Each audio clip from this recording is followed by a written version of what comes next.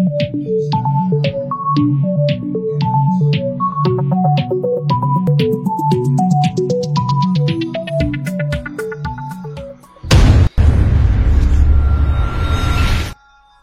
datang dalam channel kuliah daring, masih bersama saya Dudi Hartono.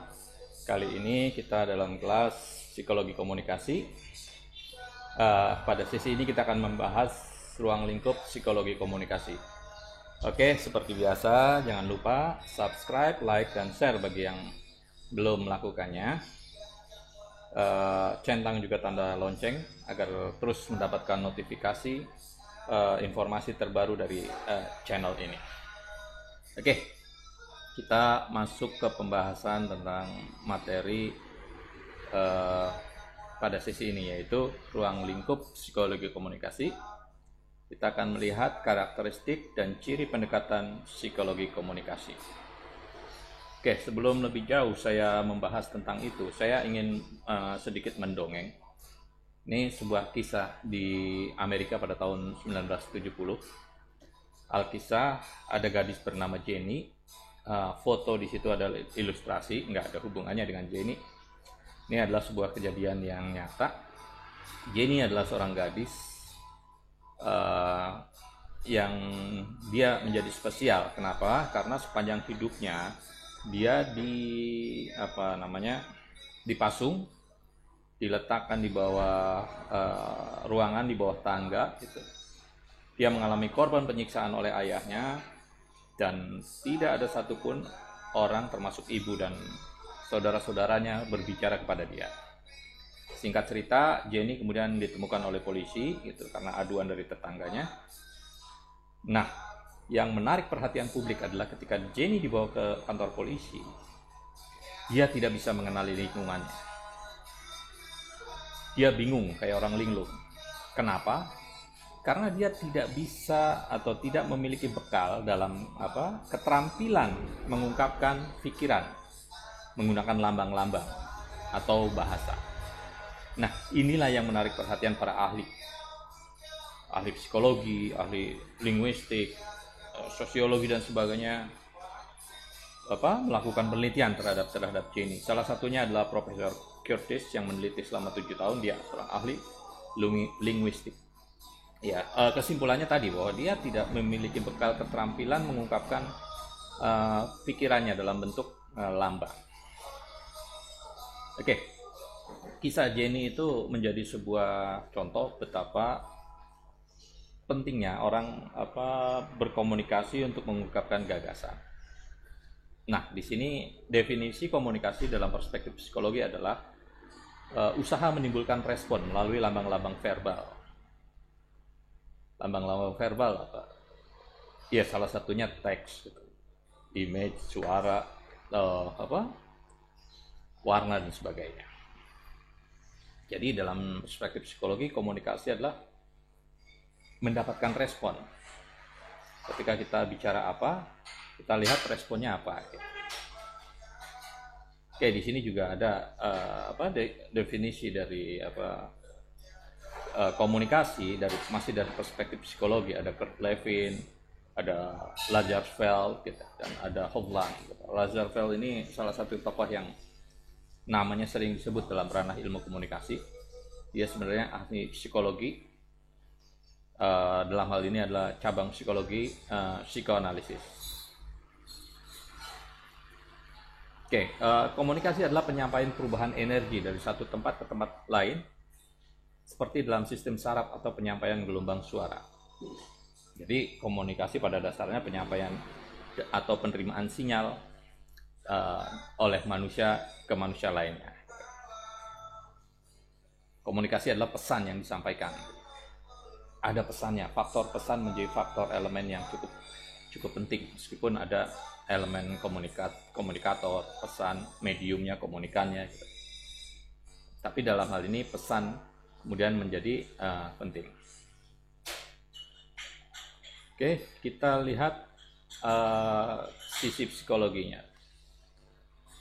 Nah, dalam perspektif psikologi, pusat perhatiannya adalah komunikasi antar individu tentang bagaimana pesan dari seorang individu dapat menjadi stimulus yang menimbulkan respon terhadap individu lainnya. Ini komunikasi interpersonal dalam hal ini. Jadi bagaimana kita memberikan pesan kepada Anda, saya memberikan pesan kepada Anda melalui stimulusnya dalam hal ini adalah suara dan video untuk menimbulkan respon. Responnya ya ada yang berkerut-kerut, ada yang cuek, ada yang antusias dan sebagainya. Ya, ilmu psikologi juga memusatkan penelitian pada lambang-lambang yang disampaikan. Lambang-lambang ini adalah pilihan kita pada teks atau bahasa. Kemudian faktor personal dan situasi yang mempengaruhi penerimaan pesan. Pokoknya saya lagi ngomong, kemudian ada yang namanya noise. Noise itu bisa gangguan sinyal sehingga apa yang saya sampaikan tidak utuh. Kemudian proses komunikasinya, mediumnya apa gitu. Menjelaskan keberlangsungan proses komunikasi dan corak komunikan ketika berada dalam konteks komunikasi intrapribadi, antar pribadi maupun komunikasi kelompok. Jadi balik lagi adalah pusat perhatiannya adalah pada lambang-lambang atau teks, pilihan teks yang digunakan gitu, faktor situasi personal maupun situasionalnya. Tadi saya contohkan umpamanya ada noise yang mempengaruhi penerimaan pesan kepada komunikan. Oke, kemudian kita lihat ciri pendekatan psikologi komunikasi menurut Fisher. Yang pertama adalah penerimaan stimuli secara indrawi. Apa itu? Stimuli di sini bisa berupa ya tadi objeknya orang, pesan, suara, warna, segala hal yang dapat mempengaruhi manusia yang dapat ditangkap oleh indera. Kita mengenal panca indera, gitu. Ada 5. Suara saya, gerak tangan, gitu. Sinar lampu maupun warna itu adalah stimuli atau stimulan, gitu. Exposure, paparan yang kemudian ditangkap oleh kita menghasilkan respon. Nah, saya perlihatkan gambar ini.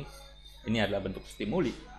Saya tidak tahu apa yang ada dalam benak kalian melihat ini. Suatu ketika di sebuah kelas saya tampilkan gambar ini, sebagian besar ketawa karena dia bilang ini adalah lucu. Tapi pada kelas lain, Pak skip Pak, serem gitu. Ya, ini tadi kita pusatkan perhatian faktor personal maupun situasional dari komunikannya. Jangan-jangan dia merasa seram karena dia melihat ini sedang sendirian gitu. Dia merasa lucu karena sedang rame-rame di kelas. Oke, kemudian kita lihat stimuli yang berikut ini. Nah, apa yang ada dalam benak kalian? Bermacam-macam. Pria, wanita, perspektifnya pasti berbeda. Tidak semua pria bilang wow. Ada juga yang mungkin bilang astagfirullahaladzim. Oke, kita lihat stimuli berikutnya. Nah, ini Pak Muhammad Rizik Syihab. Ada beraneka ragam respon yang bisa muncul dari ketika orang melihat foto beliau.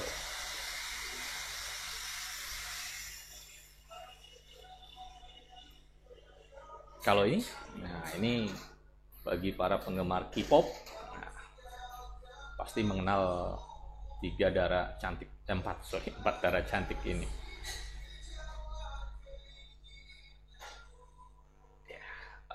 Oke. Nah, siapa yang tidak kenal beliau? Vicky Prasetyo.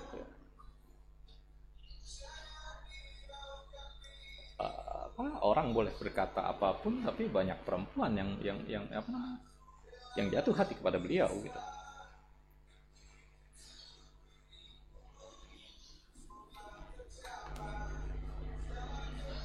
Oke, yang kedua adalah proses yang mengantarai stimuli dan respon.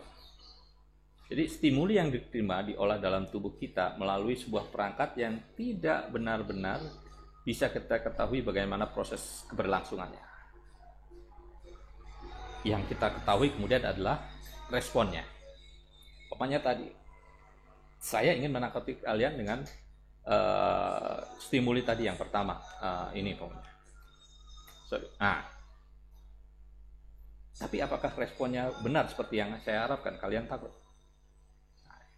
Nah, proses yang mengantarai itulah yang menurut perspektifnya Fisher, kita benar-benar tidak mengetahuinya. Atau kita sebut istilahnya adalah black box. Ini saya contohkan lagi, ada kita sering umpamanya dadah-dadah gitu ke orang. Apakah responnya dia akan dengan senang menyambut? Ada 8 box ekspresi wajah perempuan di sebelah kanan, ada gambar pria muda dan dada-dada, ekspresinya kira-kira yang mana? Nah, black box itulah yang mengolah, kemudian menghasilkan sebuah respon. Nah, sayangnya kita nggak tahu menurut perspektif ini apa yang terjadi dalam black box itu. Nah, ini juga black box. Apa reaksi kita atau kalian melihat siapa ini? Penelope Cruz atau gambar ini? Silakan renungkan. Oke, kalau sudah kita beralih pada slide berikutnya. Tapi kita juga bisa memprediksi respon.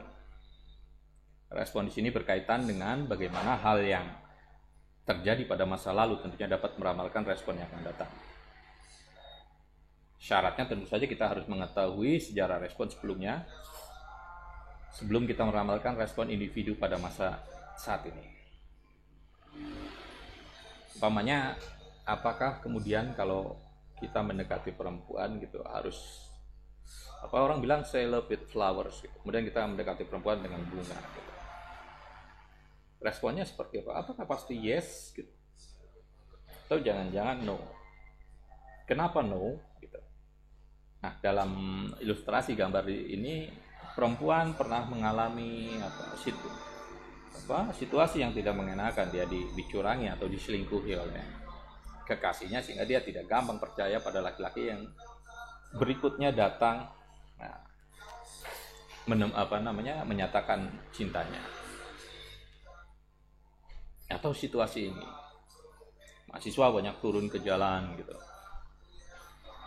Apakah kemudian kalau kita mengajak mahasiswa kemudian untuk berdemo, mereka iya mau gitu? Meskipun kita sudah jelaskan bahwa ini adalah kepentingan bersama, ada keadilan yang terusik dan sebagainya. Apakah kemudian dia akan tergerak untuk datang? Barangkali ada sebuah set di mana dia mengalami situasi yang tidak mengenakan dalam peristiwa sebelumnya, dalam demo sebelumnya. Dia terkena gas air mata, dia kena pentungan polisi, barangkali kena lemparan batu entah oleh siapa, hingga dia jerak menolak ajakan demo tersebut. Oke, berikutnya yang keempat adalah peneguhan respon. Ini peneguhan respon di sini adalah respon lingkungan atau individu lain terhadap individu yang asli. Respon ini dapat disebut sebagai feedback atau umpan balik. Oke, kemudian kita perhatikan tentang peristiwa dalam psikologi komunikasi. Kita bisa melakukan analisis peristiwa melalui perspektif ini. Syaratnya tentu saja menyingkirkan semua sikap memihak dan semua usaha menilai secara normatif. Kemudian mencari prinsip-prinsip umum yang menjelaskan pendekatan tersebut. Artinya ketika kita menganalisis sebuah set peristiwa masa lalu, ya kita tidak buru-buru melakukan prejudice gitu, berprasangka, tapi dudukan itu secara proporsional gitu, tidak memihak, sehingga kita jernih dalam melihat situasinya. Kayak tadi umpamanya ada orang ada laki-laki datang bawa bunga menyatakan cinta, ditolak gitu. Apakah benar-benar peristiwa masa lalunya yang pernah diselingkuhi oleh kekasihnya itu menjadi faktor utama? Jangan-jangan ada peristiwa lah, ada faktor-faktor lain yang yang juga mempengaruhi respon penolakan tersebut.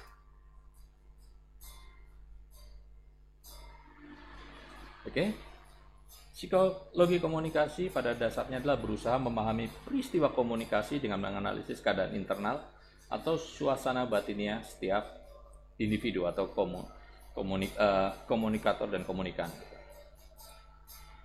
Jadi psikologi mencoba mencari apa sih yang menjadi base atau fundamen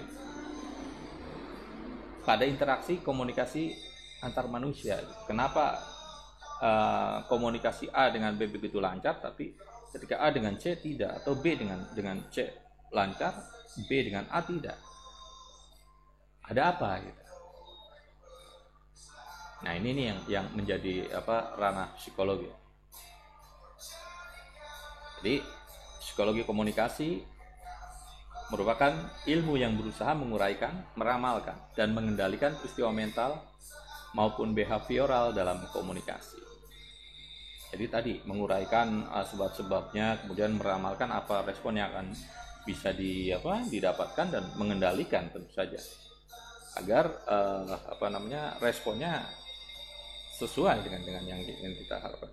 Umpamanya dalam strategi komunikasi pemasaran, seorang pembuat iklan gitu harus mampu menggunakan pendekatan psikologi komunikasi kepada audiensnya, pada target audiensnya gitu. Sehingga apa yang kita kita rancang dalam iklan kemudian sesuai dengan apa yang kita ramalkan.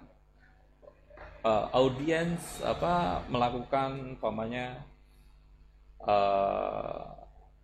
keputusan pembelian kalau itu memang tujuan akhirnya. Kalau sekedar awareness ya audiens aware pada ada produk atau jasa yang sedang kita tawarkan. Oke, kita lihat bagaimana Josh Miller menjelaskan dua peristiwa sebagai bagian dari interaksi komunikasi. Yang pertama adalah peristiwa mental, yang merupakan proses yang mengantarai stimuli dan respon.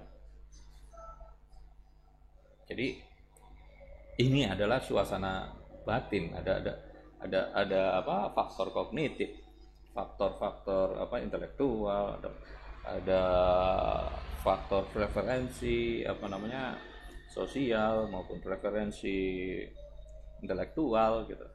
Ada faktor budaya, nilai-nilai dan sebagainya. Kemudian ada peristiwa perilaku yang merupakan hal yang tampak pada seorang ketika berkomunikasi. Perilaku, kenapa dia kemudian emosional, kenapa dia menangis, terseduh-seduh. Nah, ini juga bagian dari interaksi komunikasi yang harus diperhatikan.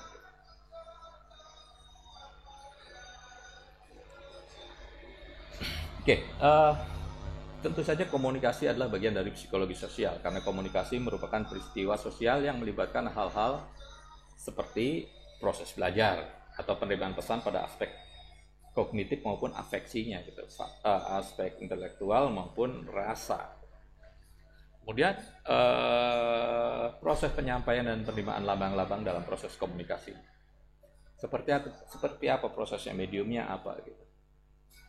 Yang berikutnya adalah mekanisme penyesuaian diri seperti sosialisasi, identifikasi, permainan peran, dan sebagainya. Ingat, Charles Darwin mengatakan bahwa spesies yang bertahan hari ini adalah bukan spesies yang paling pintar, bukan spesies yang paling kuat, tapi adalah spesies yang mampu beradaptasi. Sama dengan kalian juga, yang mampu beradaptasi di kelas, dia akan relatif lebih sukses dibanding temannya yang tidak bisa beradaptasi, yang malah mengharapkan lingkungannya beradaptasi dengan dia.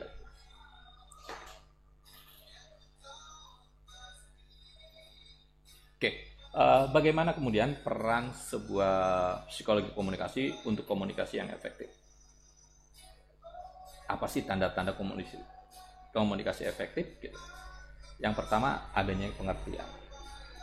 Kemudian kesenangan, mempengaruhi sikap, hubungan sosial yang baik, dan terakhir tindakan. Nah, ini yang dirumuskan oleh Tubbs dan Moss gitu dalam buku mereka. Pengertian adalah penerimaan yang cermat dari isi stimulus seperti yang dimaksud komunikator. ketika kita bilang apa, ayo makan gitu, ya orang akan mengerti bahwa oke, diajak makan. Apakah diajak makan atau dia memberitahu ini jamnya makan, atau sekedar tawaran basa-basi? Ya ini harus ada pengertian. Jangan-jangan dia penawaran basa-basi, kemudian kita ikuti ajakan makan, disuruh bayar sendiri, repot kan? Nah ini harus ada pengertian yang jelas. Kita harus pandai membaca tentu saja bahasa verbal dan non verbal gitu. Ada kalanya kan senyum kemudian tapi tidak tidak benar-benar tulus gitu. Iya tapi mukanya memancarkan sebaliknya. Kemudian faktor atau elemen kedua adalah kesenangan. Ingat, tidak semua peristiwa komunikasi adalah penyampaian informasi. Ada kalanya cuma basa-basi. Selamat pagi, apa kabar? Nah, ini sebuah komunikasi yang menimbulkan kesenangan, komunikasi fetish. Sederhana tapi cukup menyenangkan buat orang yang mendapat perhatian gitu.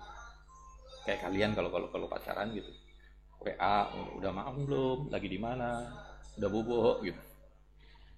Itu kan basa-basi tapi kan dianggap sebuah perhatian yang menyenangkan buat pasangan. Kemudian tentu saja mempengaruhi sikap, ada persuasi di sini. Bagaimana kita melakukan menyampaikan pesan agar orang tersebut mengikuti apa yang kita mau, mengikuti kehendak yang kita inginkan. Ini persuasi. Ya bisa juga dengan ancaman, tidak harus persuasi gitu. Umpamanya kalian harus ikut kuliah ini, kalau enggak kalian nggak dapat nilai. Ya sikapnya ada yang ikut, ada yang memang cuek, nggak apa-apa nggak dapat nilai gitu kan. Tapi ada yang membujuk, oke, kalau kalian ingin mendapat nilai yang baik, nah ikut kuliah ini gitu. Kalau kalian ingin menjadi seorang komunikator yang baik, kalian harus mengerti dengan psikologi komunikasi, makanya ikut kelas ini. Nah itu kan persuasi namanya. Berikutnya adalah hubungan sosial yang baik. Kalau ingat teori Abraham Maslow tentang hierarchy of need, hubungan sosial yang baik merupakan level ketiga dari kebutuhan, hierarki kebutuhan. Yang pertama tentu saja kebutuhan fisiologi, kebutuhan dasar, kebutuhan primer. Kemudian yang kedua adalah kebutuhan society of need, kebutuhan safety of needs, kebutuhan rasa aman. Nah, yang ketiga adalah kebutuhan sosial, kebutuhan ingin dicintai, diakui oleh lingkungannya. Jadi kebutuhan sosial di sini adalah kebutuhan untuk menumbuhkan atau mempertahankan hubungan yang memusatkan dengan orang lain. Dalam hal ini ada interaksi dan asosiasi, pengendalian kekuasaan atau kontrol dan afeksi, dalam hal ini cinta kasih. Bagaimana kita ingin diakui gitu dalam sebuah komunitas, kelompok gitu. Nah ini tentunya harus ada hubungan sosial yang baik. Kalau tidak ya repot. Yang terakhir adalah tindakan. Ujungnya adalah tindakan seperti yang kita inginkan, yaitu mengikuti kemauan kita. Ada ajakan demo gitu, kemudian kalian ikut demo, berarti ya komunikator tadi sukses menyampaikan pesan. Oke, berikutnya adalah kita bicara tentang keefektifan komunikasi. Bagaimana keefektifan komunikasi ya dapat diatasi melalui proses individu menjadi mindful terhadap proses komunikasi tersebut. Mindful di sini adalah kita betul-betul paham kita sedang melakukan apa sehingga akan fokus pada yang kita lakukan. Jadi iya ini pada proses demo tentang omnibus law gitu. Banyak orang kemudian yang peserta demo yang tidak benar-benar paham dengan apa yang mereka aspirasikan. Bahkan saya melihat video ada peserta demo yang menyebut kata Omnibus Law menjadi undang-undang Omnibus Law gitu. Nah, ini kita harus punya ini mindful bahwa kita benar-benar paham terhadap apa yang kita lakukan terkait dengan komunikasi. Jadi mindful ini berhubungan dengan bagaimana kita mempelajari pengalaman, berinteraksi dan berkomunikasi sebelumnya. Jadi selain itu juga mindful berhubungan dengan bagaimana kita mengkoordinasikan stimulus dalam diri dan proses komunikasi dalam diri sebelum kita melakukan interaksi dengan dunia luar. Stimulusnya kita koordinasikan dulu dalam komunikasi intrapersonal kita sebelum kita menyampaikan kepada orang lain. Apakah kemudian kata-kata itu tepat gitu, ajakan itu tepat, atau jangan-jangan saya mengucapkan kata itu menyakitkan bagi orang lain gitu. Nah, orang yang memiliki mindful yang baik tentu saja dia akan cermat dalam melontarkan setiap perkataannya dalam menyampaikan pesan. Nggak asal bicara yang membuat orang lain tersinggung gitu kan. Apalagi orang lain menjadi marah. Oke, itu saja sesi pertemuan kali ini. Kita lanjut pada pertemuan berikutnya. Jangan lupa simak terus kuliah daring. Terima kasih sekali lagi bagi yang sudah menyaksikannya, bagi yang sudah subscribe dan like dan share. Sampai jumpa.